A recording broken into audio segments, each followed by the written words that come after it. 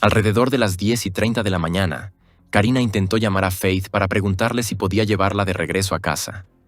Cuando Faith no contestó el teléfono, Karina se puso en contacto con otra amiga, quien fue en su lugar. Juntas regresaron al apartamento, entrando sin ninguna preocupación.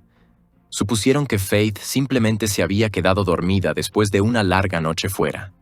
Al entrar, llamaron su nombre, esperando escuchar su voz familiar en respuesta.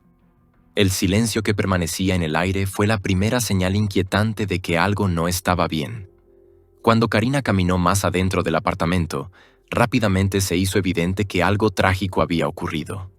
La atmósfera en el interior era pesada, marcada por una sensación inmediata de temor. Poco después, agentes de policía llegaron al lugar. Lo que encontraron dentro del apartamento fue profundamente perturbador. Incluso los investigadores con experiencia quedaron conmocionados. Faith había sido víctima de un ataque brutal. A pesar de los esfuerzos por ayudarla, ya era demasiado tarde. Con solo 19 años, con todo su futuro por delante, Faith fue declarada muerta en el lugar. Queridos espectadores, en este canal descubrirán las historias de crímenes más impactantes, reales y estremecedoras. Si no quieren perderse ningún caso, suscríbanse ahora y no olviden dejar su me gusta. Su apoyo nos ayuda a seguir contando la verdad. Faith Daniel Hedgepeth nació el 26 de septiembre de 1992 en la tranquila zona rural del condado de Warren, Carolina del Norte. Llevaba consigo no solo el amor de su familia, sino también el orgullo cultural de la tribu nativa americana Haliwa-Saponi, una comunidad con profundas raíces y ricas tradiciones. La vida temprana de Faith estuvo marcada por los valores de su herencia y la fortaleza de una familia unida que, a pesar de las dificultades, permaneció cohesionada por el amor y la perseverancia. Sus padres se separaron durante su infancia, un cambio que dejó su crianza principalmente en manos de su dedicada madre, Connie, y de su hermana mayor, Rolanda. Aún así, Faith nunca perdió la conexión especial que compartía con su padre, Roland. Él solía describirla como la razón misma por la que encontró el valor para enfrentar sus batallas más difíciles contra la adicción. Para él, Faith era más que una hija. Era la luz que le dio una segunda oportunidad en la vida. Su presencia, decía una vez, le dio esperanza cuando la esperanza parecía inalcanzable. Desde una edad temprana, la inteligencia y la determinación de Faith destacaban. Sobresalía académicamente, logrando de manera constante calificaciones que reflejaban no solo una habilidad natural, sino también una ética de trabajo incansable. Sus esfuerzos le valieron la prestigiosa beca Gates Millennium, un reconocimiento que abrió las puertas a oportunidades con las que había soñado durante mucho tiempo. Gracias a esta beca, se inscribió en la Universidad de Carolina del Norte en Chapel Hill, una de las universidades más reconocidas del estado. Al principio, eligió biología como su especialidad, imaginando una carrera en la medicina. Pero la transición a la vida universitaria no fue fácil. La carga académica, combinada con las presiones financieras, presentó desafíos que podrían haber desalentado a otros. Faith, sin embargo, no se dejaba vencer fácilmente. Cambió su enfoque académico, modificó su especialidad y trabajó en 2 empleos para poder mantenerse. A lo largo de todo ese proceso, llevaba consigo un sueño: convertirse en el primer miembro de su familia en graduarse de la universidad. Ya fuera que eligiera el camino de pediatra o el de maestra, sus metas reflejaban su corazón protector y su profundo compromiso de ayudar a los demás. La vida de Faith en Chapel Hill no se limitaba solo a lo académico, sino que también incluía un fuerte sentido de comunidad. Se involucró con Alpha Pi Omega, la hermandad femenina nativa americana más antigua del país. La misión del grupo resonaba profundamente con ella, y se imaginaba a sí misma formando parte de él algún día. Faith también encontró compañía en su situación de vivienda. Compartía un apartamento en Hawthorne at the View, a solo unos minutos del campus, con su amiga cercana y excompañera de cuarto, Karina Rosie Rosario. Su amistad, como muchas en la universidad, estaba marcada por risas, ambiciones compartidas y el tipo de apoyo que solo los jóvenes adultos que navegan las incertidumbres de la vida pueden ofrecerse mutuamente. Sin embargo, no todo en el apartamento era tranquilo. Durante un tiempo, el novio de Karina, Eric, también vivió allí. Su presencia tensó el ambiente del hogar, ya que su relación con Karina se volvió cada vez más volátil. Sus frecuentes conflictos, rupturas y reconciliaciones añadieron tensión a lo que antes había sido un hogar estable. En un momento dado, Eric intentó entrar al apartamento a pesar de ya no ser bienvenido, incluso después de que Karina cambiara las cerraduras. Con la ayuda de Faith, Karina obtuvo una orden de protección, pero el problema continuó cuando Eric se mudó a otra unidad dentro del mismo complejo. Aunque técnicamente estaban separados, su cercanía resultaba inquietante y proyectaba una sombra incómoda sobre su sensación de seguridad. El 6 de septiembre de 2012 comenzó como un día normal para Faith. Asistió a sus clases como de costumbre y más tarde participó en un evento organizado por Alpha Pi Omega. Aunque se fue de la reunión a las 7:15 de la tarde para trabajar en un ensayo de historia sobre su tribu, la noche estaba lejos de terminar. Alrededor de las 8 de la noche, ella y Karina fueron a la biblioteca del campus.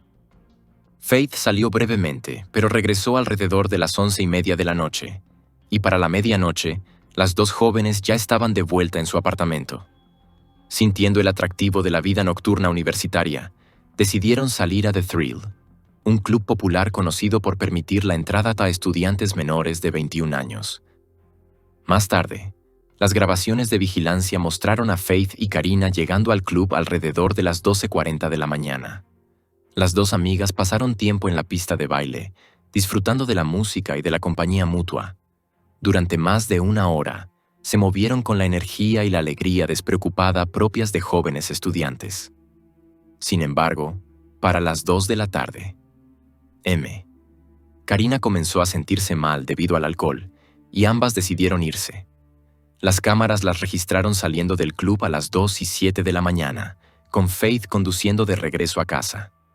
Una vez en el apartamento, según los informes, Karina se sintió enferma y se fue a la cama casi de inmediato.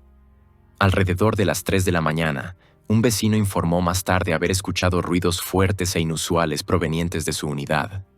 La descripción fue vaga, quizá algo cayéndose o muebles moviéndose. En ese momento, era imposible saber qué significaba. Los registros digitales ofrecieron otros indicios de las últimas horas de Faith. Aproximadamente a las 3:30 de la mañana, su página de Facebook mostró señales de actividad, seguidas minutos después por un mensaje enviado desde su teléfono a Brandon Edwards, un exnovio de Karina. El mensaje decía: «Hey B, ¿puedes venir aquí por favor? Rosario te necesita más. Ya sabes, por favor, hazle saber que te importa». Brandon no vio el mensaje hasta mucho más tarde, la tarde siguiente. A las 4:16 p.m., respondió preguntando quién se había comunicado con él, pero para entonces ya no habría respuesta. Durante ese mismo periodo, el teléfono de Karina también mostró llamadas salientes a Brandon, lo que sugiere intentos simultáneos de contactarlo. Mientras tanto, la propia Faith envió su último mensaje conocido a las 3:52 de la mañana, esta vez a su novio intermitente, Ty Michael McNeil. En él, escribió con ternura: «Sé que probablemente estás durmiendo, pero solo quería que supieras que te amo». A las 4:25 de la mañana, Karina salió del apartamento cuando una amiga, Jordan McRae, pasó a recogerla. Asumió que Faith estaba dormida y, sin pensarlo mucho, dejó la puerta sin seguro. A la mañana siguiente, alrededor de las 10:30 de la mañana, Karina intentó llamar a Faith para pedirle que la llevara de regreso. Cuando no respondió, Karina contactó a otra amiga, Marisol Rangel, quien fue a recogerla en su lugar. Juntas regresaron al apartamento poco antes de las 11 de la mañana. Esperando encontrar a Faith descansando. Entraron al apartamento de manera casual, creyendo que simplemente se había quedado dormida después de una larga noche. Llamaron su nombre y esperaron una respuesta. El silencio que encontraron fue la primera señal de que algo no estaba como debía. Cuando Karina entró al apartamento, quedó inmediatamente claro que había ocurrido algo terrible. Había señales inconfundibles de que Faith Hedgepeth había sido víctima de un ataque violento. Sin embargo, de manera extraña, no había señales de entrada forzada.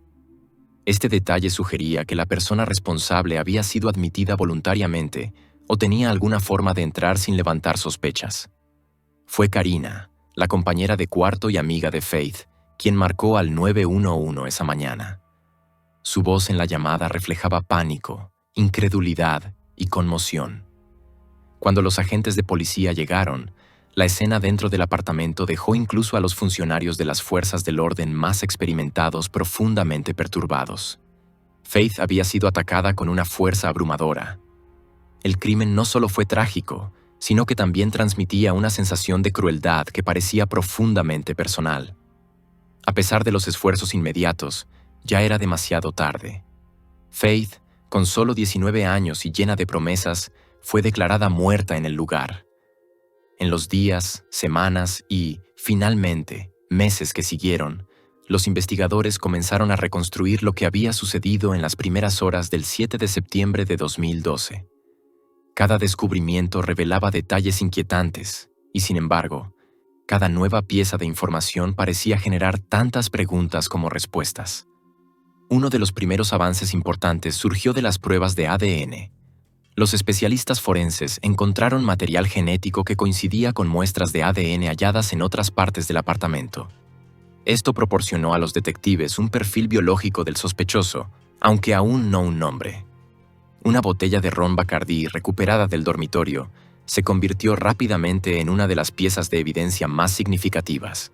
En ella se encontraron rastros tanto de ADN como de fragmentos de tejido, lo que sugería que podría haber sido utilizada durante el ataque. Cerca de allí, los investigadores descubrieron una bolsa de comida rápida de Time Out Chicken. Sobre la bolsa había un mensaje escrito con marcador negro. I'm not stupid. La extraña nota se convirtió en uno de los aspectos más desconcertantes del caso. Los expertos debatieron si se trataba de una pista genuina dejada en un momento de ira o de un intento calculado de confundir a los investigadores. La especialista en escritura a mano Peggy Waller examinó las palabras garabateadas y determinó que la nota había sido escrita con un estilo disfrazado. En otras palabras, la persona que la escribió había alterado deliberadamente su letra para evitar ser identificada. Esto llevó a los investigadores a creer que el asesino había premeditado al menos algunos aspectos del crimen y quería engañar a quienes eventualmente analizarían la evidencia. La muerte de Faith sacudió profundamente a la comunidad de Chapel Hill. Se trataba de una ciudad conocida por su numerosa población estudiantil, su vibrante vida universitaria y, en general, por sus bajos niveles de criminalidad grave. Los homicidios eran extremadamente raros, menos de uno por año. Perder a una joven que encarnaba tanta promesa y positividad golpeó a la comunidad como un rayo. El jefe de policía de Chapel Hill, Chris Blue, describió el caso como una de las investigaciones por homicidio más extensas en la historia del estado. Aún así, a pesar de su alto perfil, las actualizaciones fueron escasas. Para la familia de Faith, sumida en el duelo, el silencio resultaba agonizante. Esperaron meses, luego años, por respuestas que parecían no llegar nunca. No fue hasta 2 años después que se enteraron de la existencia de la nota manuscrita dejada en la escena. De la misma manera, no se les permitió acceder al informe de la autopsia hasta mucho más tarde. Muchos detalles permanecieron sellados por orden judicial, una medida inusual que frustró no solo a la familia, sino también a los miembros de la comunidad que seguían el caso. Para diciembre de 2012, el FBI se había unido formalmente a la investigación. Su participación aportó recursos adicionales y experiencia especializada. Los investigadores federales desarrollaron un perfil psicológico del sospechoso. Teorizaron que la persona responsable probablemente conocía a Faith y que podría haber vivido cerca. También creían que el asesino podría haber mostrado comportamientos extraños después del crimen, como hablar en exceso sobre el caso, mostrar un interés inusual en las noticias o llamar la atención sobre sí mismo de otras maneras. Casi 2 años después, en julio de 2014, una orden judicial obligó a la policía de Chapel Hill a publicar alrededor de 300 páginas de documentos del caso. Más tarde, en septiembre, el tan esperado informe de la autopsia finalmente se hizo público. Las dolorosas sospechas de la familia fueron confirmadas. Faith había sido brutalmente atacada. Los documentos del caso revelaron algunos detalles sorprendentes sobre la investigación inicial. Solo 2 apartamentos habían sido registrados en los días inmediatamente posteriores a la muerte de Faith, el suyo y otra unidad dentro del mismo complejo. Algunos informes sugerían que la zona boscosa justo detrás del apartamento nunca fue completamente registrada. Aún más sorprendente, no se utilizaron perros rastreadores y los agentes no realizaron entrevistas exhaustivas puerta por puerta con los vecinos. Para muchos observadores, estas omisiones parecían oportunidades críticas perdidas durante los primeros días, que resultan fundamentales en una investigación. Otra posible pista provino del propio teléfono de Faith. Los registros mostraron que la noche en que murió, llamó 3 veces a su amiga Yuna Chavis. Una de esas llamadas dejó un mensaje de voz, aunque no en el sentido habitual. Los investigadores creían que se trataba de una grabación accidental, capturada mientras el teléfono estaba en el bolsillo de Faith o activado sin que ella lo notara. El mensaje era confuso y difícil de interpretar, pero quienes lo escucharon con atención creían poder detectar voces y sonidos de fondo. Algunos oyentes pensaban que revelaba una discusión acalorada. Otros lo descartaban como ruido típico de un club nocturno. El mensaje de voz se convirtió en una fuente tanto de intriga como de controversia. Periodistas e investigadores independientes se interesaron en el caso, y un reportero en particular se involucró profundamente. Lanzó un blog y más tarde un podcast, con la esperanza de atraer atención y recopilar información colectiva que pudiera aportar claridad. Trabajando con un respetado especialista en audio forense llamado Wes, el periodista hizo que el mensaje de voz fuera analizado utilizando técnicas avanzadas. Wes, un veterano en la mejora de audio, concluyó que probablemente había 4 voces distintas en la grabación, 2 masculinas y 2 femeninas. Aunque la interpretación estaba lejos de ser definitiva, la posibilidad de que el teléfono de Faith hubiera capturado un fragmento de sus últimos momentos añadió otra capa de urgencia a la investigación. El mensaje de voz atribuido al teléfono de Faith tenía una marca de tiempo de las 1:23 de la mañana del 7 de septiembre de 2012. Sobre el papel, eso situaba la grabación justo antes de que ella y su compañera de cuarto, Karina Rosario, fueran vistas en las cámaras de seguridad saliendo del club nocturno The Thrill.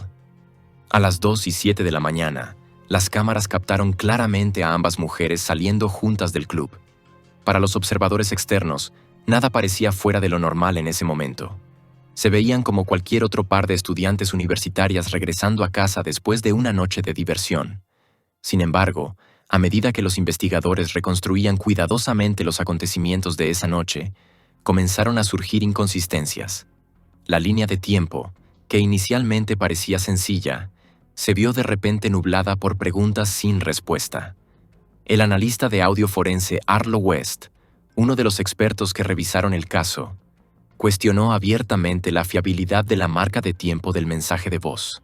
Si el mensaje realmente se hubiera grabado a la 1:23 de la mañana, ¿cómo podría coincidir eso con la prueba en video que mostraba a Faith todavía en el club casi 1 hora después? West explicó que tanto Faith como su amiga cercana, Yuna Chavis, tenían el mismo modelo de teléfono, dispositivos conocidos por presentar ocasionalmente problemas con el registro del tiempo y el sellado de mensajes. Además, señaló que las torres de telefonía celular de la zona eran poco fiables, lo que fácilmente podría haber causado retrasos o errores en la forma en que se registraban las llamadas y los mensajes de voz. En su opinión profesional, el mensaje de voz podría no haber sido grabado en el momento oficial que mostraban los metadatos. En cambio, podría haber ocurrido más tarde, posiblemente más cerca del periodo crítico después de que las mujeres regresaran a casa. Aunque la policía de Chapel Hill aceptó examinar la versión mejorada del audio presentada por West, finalmente desestimó la teoría. Los investigadores afirmaron que confiaban en los registros digitales y no creían que la grabación capturara el momento en que Faith fue atacada fatalmente. Para ellos, el mensaje de voz seguía siendo una pieza de evidencia ambigua, potencialmente importante, pero no concluyente. Para 2015, habían pasado años sin que se produjera un arresto. A pesar de la falta de resolución, la policía aseguró al público que confiaba en que la evidencia de ADN eventualmente identificaría al asesino. Se negaron a compartir detalles exactos, como dónde se había recolectado el ADN o en qué objetos se había encontrado, pero expresaron optimismo en que los avances en la tecnología forense proporcionarían respuestas. Mientras la investigación avanzaba lentamente, la ausencia de Faith se sentía profundamente en el campus. Se realizaron vigilias en su honor, incluida una ceremonia tradicional nativa americana para celebrar su vida y su espíritu. Sus amigos la recordaban como alguien que irradiaba bondad, una joven que era a la vez ambiciosa y compasiva. Para muchos estudiantes, Faith no era solo una amiga o compañera de clase, sino una hermana cultural, alguien que llevaba con orgullo su herencia y al mismo tiempo elevaba a quienes la rodeaban. El dolor por su pérdida resonó en toda la comunidad, y el temor de que su asesino siguiera en libertad proyectó una larga sombra. En 2016, un avance dio nuevo impulso al caso. Utilizando ADN recuperado de la escena, un laboratorio en Virginia produjo un retrato compuesto de un posible sospechoso.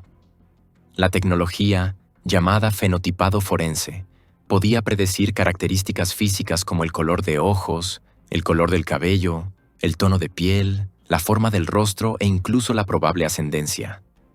La imagen generada sugería que el sospechoso tenía un origen mixto, probablemente nativo americano combinado con ascendencia europea o latina.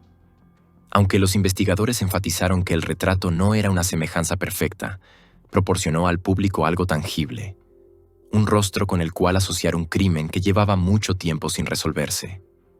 Mientras tanto, los detectives continuaron examinando a las personas relacionadas con Faith.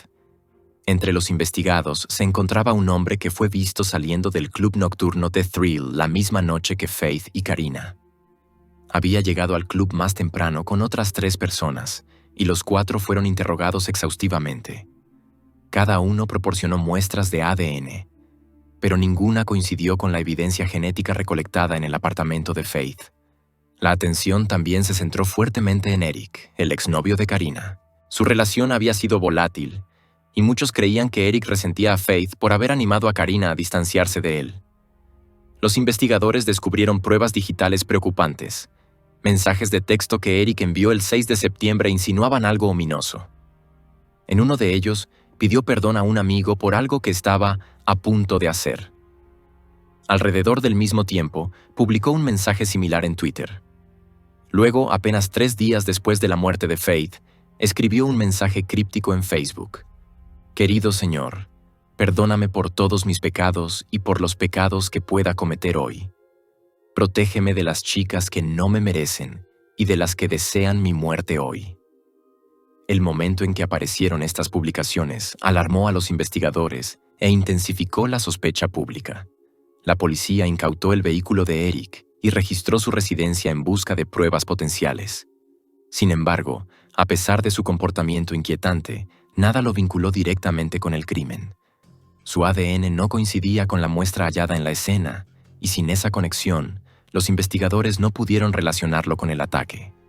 Aunque Eric cooperó con las autoridades, los detectives nunca lo descartaron por completo. Hasta el día de hoy, sigue siendo una persona de interés, y la policía sugiere que, incluso si no estuvo directamente involucrado, podría saber más de lo que ha revelado. La familia de Faith, por su parte, luchaba con dudas persistentes sobre las personas más cercanas a ella. Su padre, Roland, ha hablado públicamente sobre su creencia de que Karina, la compañera de cuarto de Faith, podría tener información que no ha compartido. Otros también han planteado preguntas sobre el comportamiento de Karina en las horas y días posteriores a la tragedia. El ejemplo más notable es la llamada al 911 que realizó. La llamada duró más de 8 minutos, pero durante ese tiempo Karina nunca mencionó a Faith por su nombre. Tampoco reconoció que otra amiga, Marisol, estuviera presente en el apartamento. Para algunos oyentes, esto creó la impresión de que estaba sola. Los críticos de la llamada han señalado el lenguaje inusual y la forma de expresarse como razones para creer que Karina podría saber más de lo que admitió. Desde los primeros días de la investigación, la policía notó que la versión de los hechos de Karina Rosario dejaba una serie de preguntas sin respuesta. Los detectives registraron inconsistencias en sus declaraciones. Pequeños detalles que no siempre coincidían cuando se comparaban entre entrevistas o se contrastaban con la evidencia física. Para los investigadores, Estas contradicciones no eran prueba de culpabilidad, pero sí planteaban la posibilidad de que Karina supiera más de lo que había compartido inicialmente. Un momento particularmente revelador provino de un vecino que se cruzó con Karina y su amiga Marisol apenas minutos después de que se descubriera a Faith. Según ese vecino, las dos jóvenes no parecían visiblemente alteradas ni angustiadas, una reacción que resultó inusual dada la aterradora escena que acababan de presenciar. Aunque cada persona procesa el impacto de manera diferente, esta observación se sumó a las dudas que rodeaban el papel de Karina y su fiabilidad como testigo. La línea de tiempo de los movimientos de Karina esa noche complicó aún más la situación. Según los informes, había salido temprano del club de Thrill porque no se sentía bien. Sin embargo, solo unas horas después, volvió a salir del apartamento, esta vez dejando la puerta principal sin seguro. Fue recogida por un jugador de fútbol universitario, Jordan McCray. Más tarde, el compañero de habitación de Jordan notó lo que parecía ser una pequeña mancha roja en la ropa de Karina de ese día. Cuando la policía fue notificada, buscaron la camiseta en cuestión y realizaron pruebas forenses. Sin embargo, los resultados fueron inconclusos. Las autoridades no pudieron determinar si la mancha era sangre, y la prueba no vinculó a Karina con el crimen. A pesar de no existir evidencia física directa que la relacionara con el asesinato de Faith, Karina siguió siendo una figura central en la investigación. El investigador privado Hunter Glass, quien trabajó estrechamente con la familia de Faith, creía que la verdad podría depender de ella. Glass sospechaba que un desacuerdo entre Karina y Faith, posiblemente originado en el club nocturno y potencialmente relacionado con celos o problemas sentimentales, podría haber sido el detonante que desencadenó la trágica cadena de acontecimientos. Su teoría, aunque no comprobada, reflejaba las sospechas de muchos que seguían el caso de cerca. No mucho tiempo después de la tragedia, Karina dejó Carolina del Norte. Evitó la atención pública y nunca habló abiertamente sobre el caso.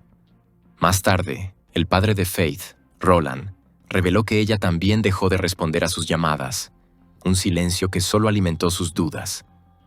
No obstante, la policía sostuvo que Karina había cooperado cada vez que fue contactada formalmente.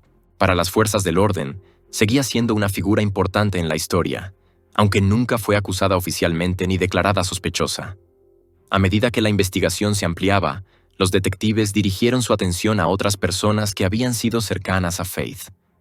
Estas relaciones crearon una red de complejidad emocional que los investigadores debían desenredar con cuidado. Karina describió a Ty como emocionalmente intenso, alguien cuya pasión a veces cruzaba hacia comportamientos preocupantes. Afirmó que Faith una vez le confesó que durante una discusión, Ty la había empujado contra una pared. Otra amiga cercana, Yuna Chavis, la misma persona que recibió el misterioso mensaje de voz del teléfono de Faith la noche de su muerte, compartió estas preocupaciones. Ambas mujeres temían que el temperamento de Ty pudiera haber jugado un papel en los acontecimientos de esa noche. Ty fue entrevistado posteriormente durante una revisión del caso en 2018. Dijo a los investigadores que la noche anterior a la muerte de Faith le había enviado mensajes con la esperanza de pasar tiempo juntos. Aseguró que ella nunca respondió hasta las 3:52 de la mañana, cuando recibió de repente un mensaje afectuoso desde su teléfono. A simple vista, el mensaje parecía cálido, incluso amoroso. Sin embargo, tanto Roland como Yuna creían que algo en él no encajaba. Para ellos, no sonaba como Faith. Solo días antes, ella le había dicho a Yuna que quería retomar su relación con Alex, lo que hacía que el mensaje nocturno a Ty pareciera fuera de carácter. Ty proporcionó una muestra de ADN y también afirmó tener una coartada. Sin embargo, admitió que nunca estuvo completamente seguro de haber sido descartado por la policía. Su nombre continuó flotando en el trasfondo de teorías y especulaciones. Otra pieza sin resolver de un rompecabezas que se negaba a encajar. Durante casi una década, la investigación permaneció en un limbo. El asesinato de Faith se convirtió en uno de los casos sin resolver más inquietantes de Carolina del Norte, marcado por sospechas, teorías susurradas y una interminable serie de preguntas sin respuesta. Amigos, exparejas, compañeros de vivienda y conocidos fueron examinados. Se siguieron pistas, se analizaron pruebas y se reconstruyeron cronologías una y otra vez. Y aún así, no hubo arrestos. Entonces, en 2021, todo cambió. El 16 de septiembre de 2021, el Departamento de Policía de Chapel Hill anunció un avance impactante: el arresto de Miguel Salguero Olivares, de 28 años, residente de Durham, Carolina del Norte. El avance no surgió de un nuevo testimonio de testigos ni de una confesión largamente esperada. En cambio, llegó a través del ADN. En agosto de ese mismo año, Salguero Olivares había sido arrestado en el vecino condado de Wake por un cargo de conducir bajo los efectos del alcohol. Como parte del procedimiento estándar, su perfil genético fue ingresado en una base de datos. Para asombro de los investigadores, coincidió con el ADN que había sido recolectado en el apartamento de Faith casi 9 años antes. La conexión tan esperada finalmente se había establecido. Los documentos judiciales revelaron que el ADN no era el único vínculo que lo relacionaba con el crimen. Una huella de la palma de la mano recuperada del arma sospechosa, una botella de licor encontrada en el dormitorio, también fue asociada con Salguero Olivares.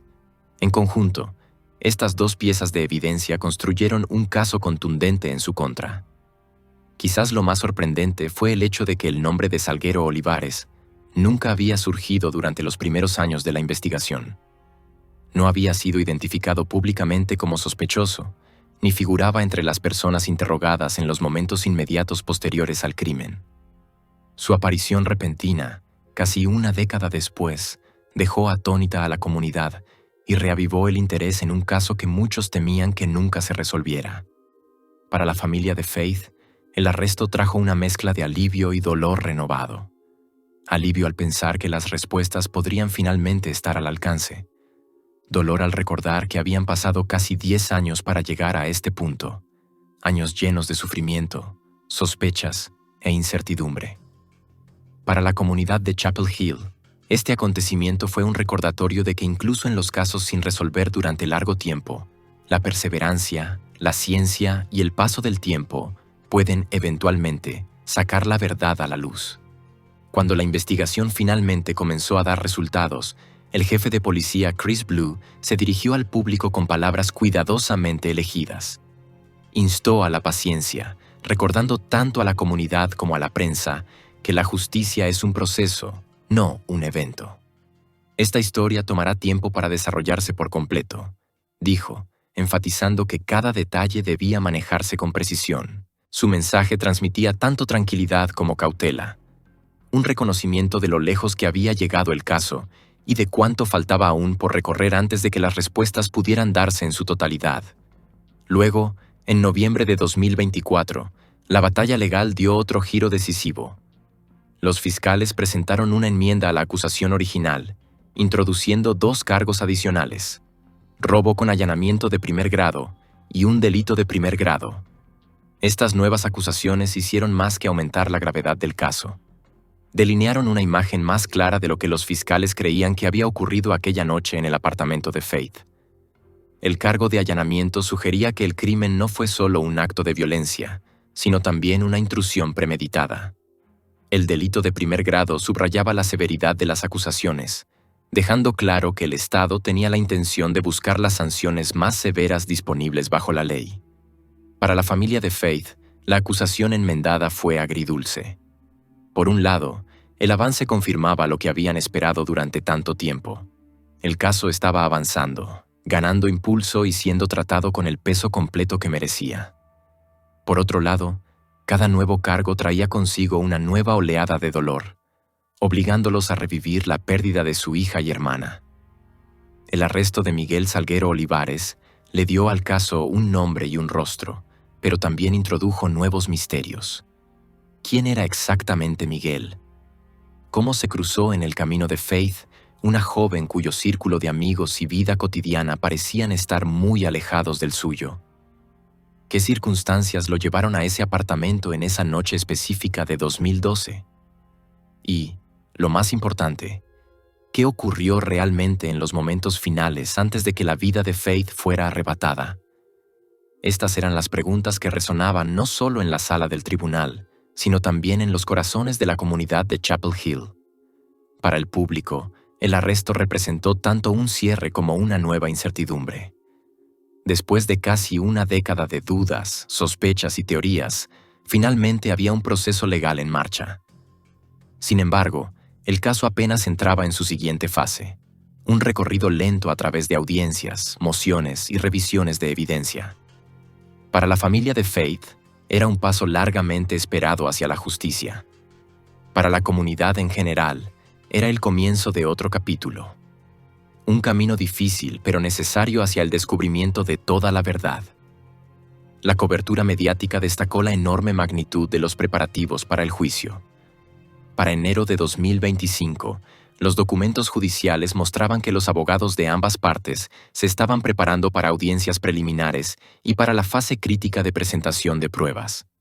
El expediente del caso había crecido hasta superar las 39.000 páginas de documentos, una montaña de información que debía revisarse línea por línea. Además, se estaban programando casi 30 testigos expertos para declarar, especialistas en ADN, ciencias forenses, evidencia digital, psicología y otros campos que podrían ayudar a reconstruir lo ocurrido. La magnitud de la preparación ilustraba cuán complejo y significativo se había vuelto el juicio. A pesar de la creciente expectativa, el progreso en la sala del tribunal avanzaba lentamente. Se presentaban mociones, se posponían audiencias y se reorganizaban calendarios. Los expertos legales explicaron que esto no era inusual en un caso de tal envergadura. Con tanta evidencia que examinar y con cargos tan graves como asesinato en primer grado y allanamiento, el sistema priorizaba la minuciosidad por encima de la rapidez. Sin embargo, para los seres queridos de Faith, los retrasos resultaban agonizantes. Cada audiencia reprogramada significaba más espera, más preguntas sin respuesta y más tiempo atrapados en el doloroso limbo entre la tragedia y la resolución. Hasta julio de 2025, los registros oficiales confirmaban que Miguel Salguero Olivares permanecía bajo custodia en la cárcel del condado de Durham, detenido sin posibilidad de fianza. Los fiscales consideraron presentar cargos adicionales, pero el tribunal decidió finalmente posponer esas decisiones, llevando el caso hasta septiembre de 2025. El retraso añadió otra capa de frustración para quienes buscaban un cierre, pero también señaló que el juicio se acercaba a una etapa decisiva. La historia de Faith, ya marcada por casi una década de silencio antes del arresto, se había convertido ahora en uno de los casos más seguidos de Carolina del Norte. Para su familia, cada avance llevaba consigo el peso tanto del dolor como de la esperanza. Dolor por los años arrebatados a su hija, hermana y amiga. Esperanza de que la verdad, por dolorosa que fuera, finalmente saldría a la luz. Y así, mientras el proceso legal continuaba en 2025, una realidad permanecía clara. La búsqueda de justicia para Faith Hedgepeth estaba lejos de haber terminado. La comunidad, los tribunales y sobre todo su familia seguían esperando. Esperando el día en que la paciencia, la perseverancia y el trabajo incansable de los investigadores finalmente entregaran las respuestas que Faith merecía.